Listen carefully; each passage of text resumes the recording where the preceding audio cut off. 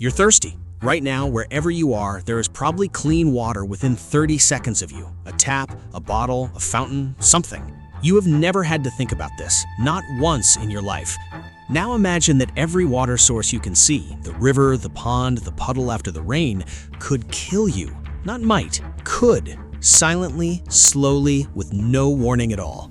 That was reality for nearly every human who ever lived. And here's the question that nobody asks. If ancient humans couldn't safely drink plain water, what did they drink instead? Stay with me. The answer is stranger than you think. Most people assume ancient humans drank water the same way we do. Walk to the river, cup your hands, drink. And technically, sometimes they did. But here is what that actually meant. Every open water source, a river, a lake, a pond, a stream, was also shared with every animal in the area. Every creature that waded through it, defecated near it, died in it. Every parasite, every bacteria, every invisible killer that has no smell, no color, no warning sign whatsoever. Early humans were acutely aware of their body's need for fluids. However, finding water wasn't always easy. Many sources were contaminated or simply unavailable during certain times of the year. Drink the wrong water, and you weren't just sick, you were out of the group. You were too weak to hunt, too weak to move, too weak to survive the night. In a world where weakness meant death, the water itself was one of the most dangerous things in the landscape. So if the river was dangerous, what did they actually drink? Here is where it gets fascinating. Our closest relatives, chimpanzees, rarely drink water directly. Overall, non-human primates get most of their water from fruits, leaves, and other foods, and early humans, for the vast majority of prehistory, did the same. Fruit, the most obvious answer, hiding in plain sight. Biting into a fruit isn't just eating, it's drinking. A ripe fig, a wild berry, a piece of melon, all of them are mostly water. Hydration delivered in a package that also came with sugar, nutrients, and crucially, no deadly parasites. But fruit wasn't always available. Seasons changed. Some regions had almost none, so they found other sources. Plant saps and nectars were collected from various plants, offering a sweet and hydrating beverage. Animal blood was a readily available source of both hydration and nutrients, especially for hunter-gatherer societies, rich in iron and protein. Fresh animal blood from a recent kill.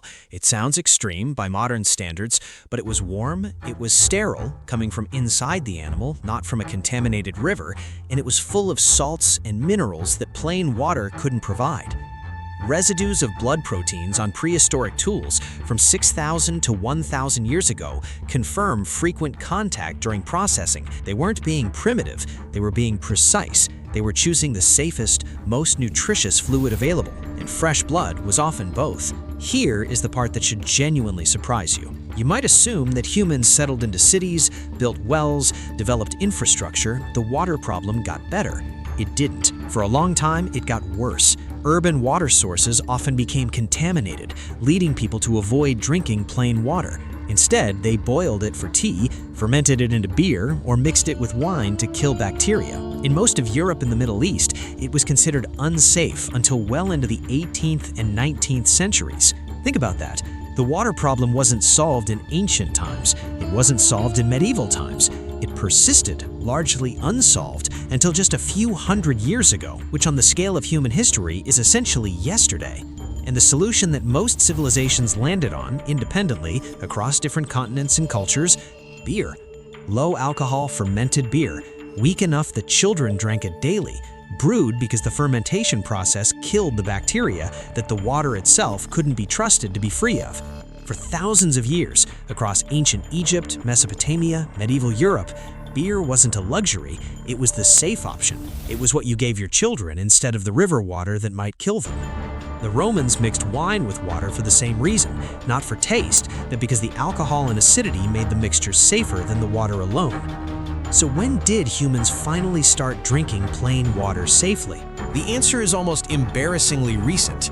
In 1804, John Gibb built the first drinking water system that supplied an entire city with disinfected water. In 1806, Paris established a large water treatment plant. In 1908, Jersey City in New Jersey was the first city in the U.S. to start the practice of routine disinfection of community drinking water. Your great-grandparents were born into a world where safe drinking water was not yet guaranteed in most cities on Earth. The The clean water coming out of your tap right now, that system, that reliability, that assumption that water is safe, is one of the most recent inventions in the entire history of human civilization. Step back from all of this, and something becomes clear. We think of clean water as a basic human right, as something obvious, as something that has always existed. But for 99% of human history, clean drinkable water was a problem our species had not solved. We worked around it. We found substitutes: fruit, blood, fermented grain, boiled tea, watered wine. We built elaborate systems to try to capture it safely. We avoided the obvious sources because the obvious sources could kill us. The fact that you can walk to a tap right now, turn a handle, and drink the water that comes out without a second thought, that isn't normal. That isn't ancient. That is a technology so new that your great-grandparents didn't have it. So why did ancient humans never drink plain water? Because for most of human history, plain water was not a drink. It was a gamble. The river was beautiful. The river was necessary. The river was also shared with every parasite and bacterium in the landscape, with no way to tell the safe from the deadly. So they found other ways, smarter ways, ways that modern life has made so invisible that we've completely forgotten they ever existed. The next time you turn on a tap, remember this: you are drinking the solution to a problem that took our species 2 million years to solve, and most of them never did.